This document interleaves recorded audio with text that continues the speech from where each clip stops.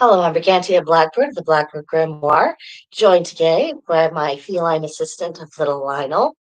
This is the daily forecast for Tuesday, October 15th, 2024. It is the 24th of Libra. It is the day of the Frankenstein, a monster. The sun is in Libra, cardinal air, representing justice. The moon is second quarter Pisces, mutable water, representing intuition. At 3 p.m. Central Time, it goes void, of course. At 3:34 p.m. Central Time, it moves into second quarter Aries cardinal fire, representing beginnings. Mercury is in Scorpio, fixed water, representing spiritual. Venus is in Scorpio, fixed water, representing passion. Mars is in Cancer, cardinal water, representing seeking security. Jupiter is retrograding in Gemini, mutable air, which is broadening perspective. Saturn is retrograding in Pisces, mutable water, which is to redefine dreams. Uranus is retrograding in Taurus, fixed earth, representing rebellion. Neptune is retrograding in Pisces, mutable earth, representing spiritual awakenings. And Pluto is in Capricorn, cardinal earth, representing reconstruction. For our retrograde reminders, Jupiter is about reconnecting with your true path. Saturn is about reclaiming your authority. Uranus is reconsidering how you rebel. Neptune is reclaiming your magic. And Chiron is about restoring the heroic spirit. Our moon phase is a waxing gibbous, which means it is time to commit to goals. We have an Aries moon, so the do's are courage, brainstorming, self-promotion, and the don'ts are conflict resolution, routine duties, and sharp objects. We have a Cancerian Mars that's looking for security. We have the Aries moons that is courageously looking forward to the next phase of events. So if you can unite these energies in common cause by harnessing the Aries energy to put into action any and all plans to improve your situation, your security, and your self-sufficiency, you can resolve what would otherwise be contradictory forces.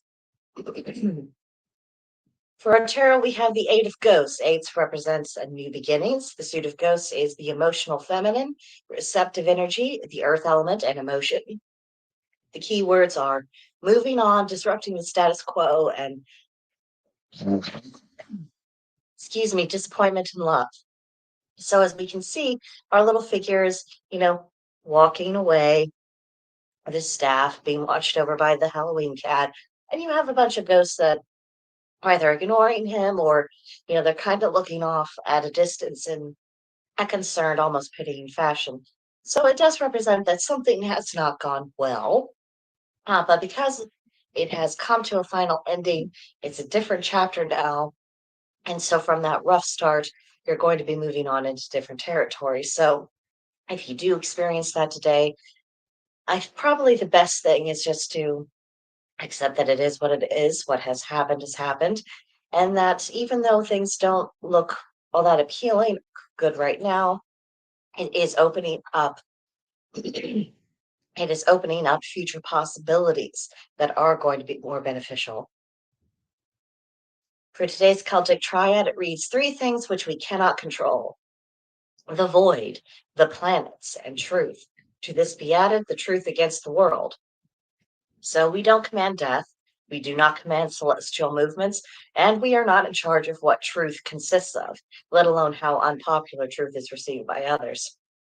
The human role, and honestly our proper place in these larger than life matters, is acceptance, cooperation, adaptation.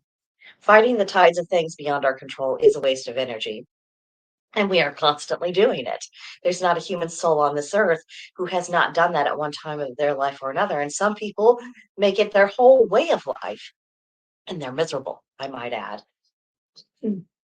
So accepting the natural order of things so far as it's humanly possible, that really is to our benefit. It saves us a lot of wear and tear on the nerves, and it doesn't allow, and it helps us avoid a distraction.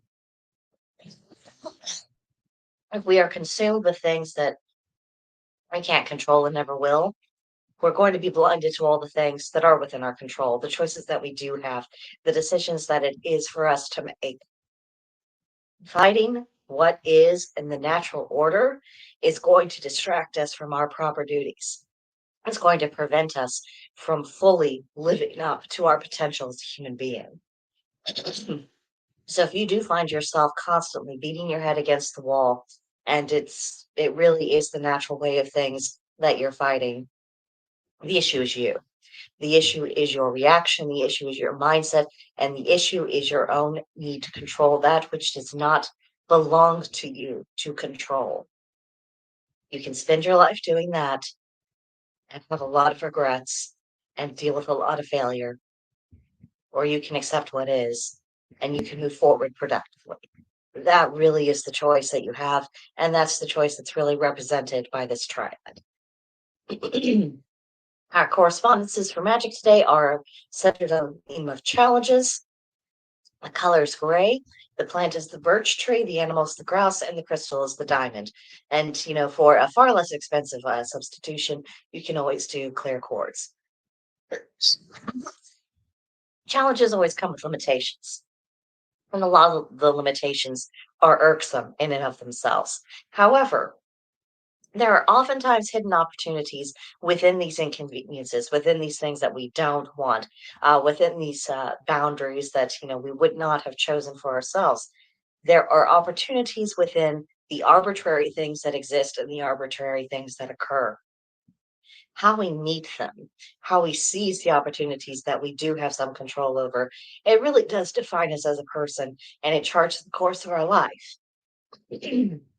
Okay, we're almost through this, so even though my voice is giving out. For today's practices, what do you observe as Frankenstein monster-like in society? That is, things that are cobbled together from perhaps dead ideas or old modes of doing things, old mindsets stitched together, and then, given a kind of a false and artificial life, it keeps them perpetuating past when they really should. Where do you see that? Well, self imposed duty should you release? How can you cultivate Martian energy? How can the world benefit from Martian energy? And as Tuesdays are feisty days, do a hated task with gusto. We all have little chores, whether it's at work or in the home or wherever else, that we just hate and we're never going to like. And we're going to have to mature a lot more before we can just do them with the spirit of indifference of just, it has to be done. So I'm going off to do that. Whatever that task is for you to do, if the time has come to do it, just do it. Feed a lot of energy into it, even feed your aggression into it. Get the thing done. Don't have it hanging over your head. And for today's journal, what do you think is the chief responsibility of witches and wizards? Yeah, I'm probably going to get a little bit of a backlash on that one, whether or not people express it in the comments or not, because people do not like to discuss the duties and the responsibilities of magical practitioners. A lot of people, they are very keen on promoting this idea of it's just whatever you want to do and whatever you choose to do is fine. Well, I challenge that narrative. I challenge people to question whether or not it is just an excuse for immaturity, for being irresponsible, and for avoiding the necessity of thinking things through. So I'm curious how people react to that. But that is what I have for you today. Have a magical and delightfully spooky day. I hope you have a great Tuesday, a very productive Tuesday. Let me know what you think of all this in the comments, and I will see you guys in the next one.